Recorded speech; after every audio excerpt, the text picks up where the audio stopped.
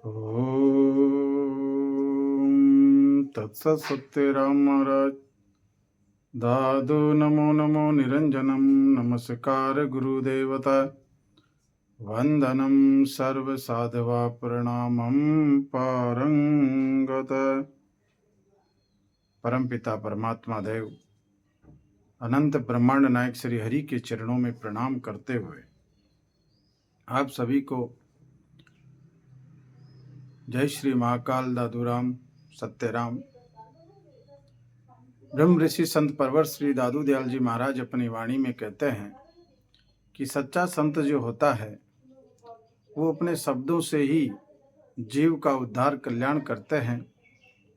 वो कहते हैं कि एक शब्द जब वो बोलते हैं ब्रह्मवाणी का, तब जो है उनके जो भक्त होते हैं, भगवान के जो भक्त होते हैं, संत प्रेमी होते हैं, जिज्ञासु होते हैं, अपने आप ही उनके चरणों में आ जाते हैं, उनके पास आ जाते हैं। हर मनुष्य भगवान से बिछड़ा हुआ है, उनको एक प्यास, एक भूख है कि हम भगवान से जो है मिलें, आत्मा परमात्मा से मिले। ऐसी एक आशा, एक अभिलाषा रहती है हर जीव के अंदर, लेकिन उसे एक सच्चा सद्गुरु नहीं मिल पाता है। सच्चे गुरु जब मिलते हैं तभी इस जीव का कल्याण होता है। तो आज हम देखते हैं कई जगह बलि प्रथा है, जीवों का उद्धार जो है, जीवों को मारा जाता है, काटा जाता है। तो संत रूप जो हमारे भगवान का स्वरूप ही संतों का स्वरूप होता है, वो आते हैं और जीवों का उद्धार करते हैं। इसी कड़ी में एक जम्बू का राजा था जो हर नवरात्रा की अष्टमी को एक मानव की बलि दिया करता था। दोनों नवरात्रा में बारी बारी से सबका नंबर आता था। आज इस घर से आया तो इस बार दूसरी बार दूसरे घर से, इस प्रकार बारी बारी से हर घर से एक मनुष्य वो लिया करता था। एक बार उस नगर में एक संत चले गए भिक्षा के लिए। तो संत जब गए तो देखा कि वहाँ एक वृद्धा माता पकवान बना रही है और रो रही है। तो संत ने जब देखा दृश्य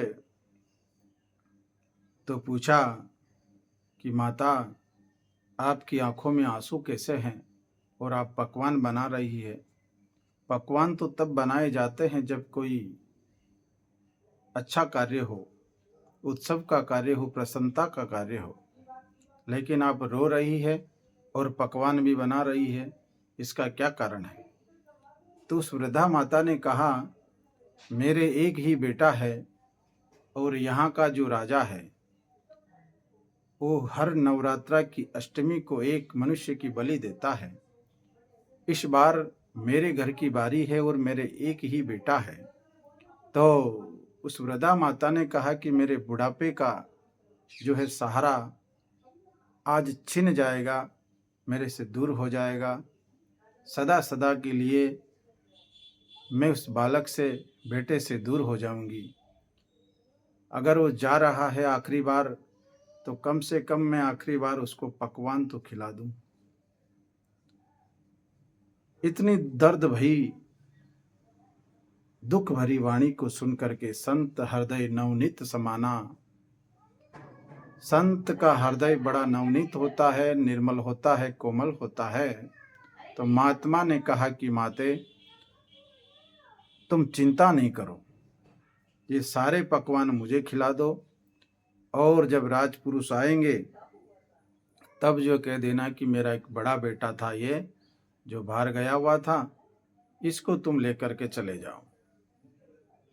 तो उस वृद्धा माता ने सारा पकवान उस संत को खिला दिया। तो संत को जब खिला दिया, खा करके संत प्रसाद पा करके बैठे थे।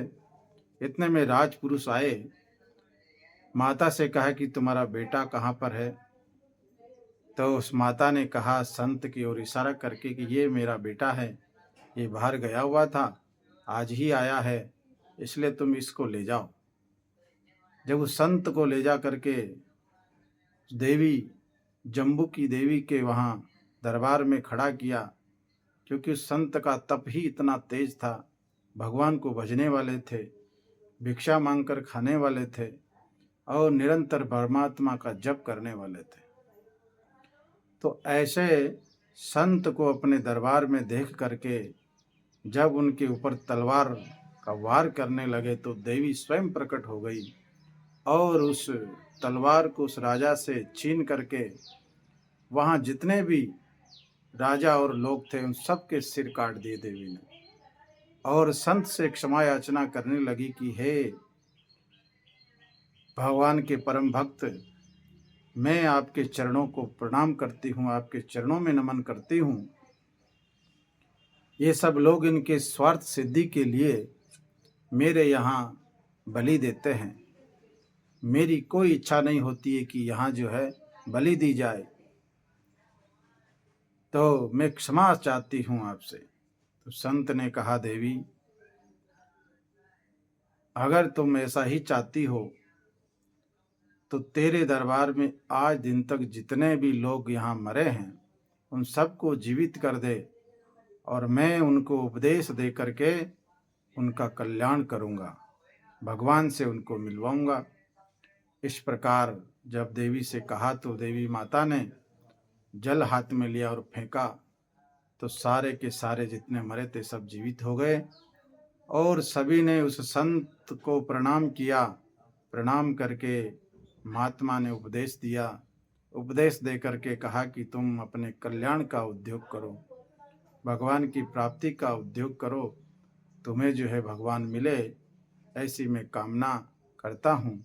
और भगवान की भक्ति का उपदेश दिया तो सारे के सारे जो मरे थे, जीवित हुए थे, मरे हुए सब उस संत के चेले बन गए। तो एक शब्द में ही शिष्य बहुत सारे उनके बन गए, क्योंकि उन्होंने कल्याण की बात कही, कल्याण का उद्योग उनके लिए किया। तो जब से उस माता का नाम क्या नाम हो गया, वैष्णव देवी। तो संत जो होते हैं भगवान का भजन करने वाले होते हैं, परमात्मा का नाम लेने वाले होते हैं और संतों की शरण में जो जाता है उसका भी कल्याण होता है। देवी देवता कभी भी किसी भी जीव की हत्या का समर्थन नहीं करते हैं, ऐसा प्रमाण है। ऐसे कई प्रमाण, कई प्रसंग ऐसे आते हैं। इसलिए आप सभी से अनुरोध और निवेदन है कि कहीं किसी जीव की हमारी लालसा, हमारे स्वार्थ के हित में कभी भी किसी जीव की हत्या ना हो, जिससे कि देवी देवता हमारे ऊपर कोपित हो जाए। तो संत जब संसार में आते हैं तो सारी कुप्रथाओं का जो है, कुप्रथाओं से दूर ले जाते हैं, उनको मिटाने का उद्योग करते हैं। इसी आशा के साथ दादू राम सत्यराम, जय श्री महाकाल।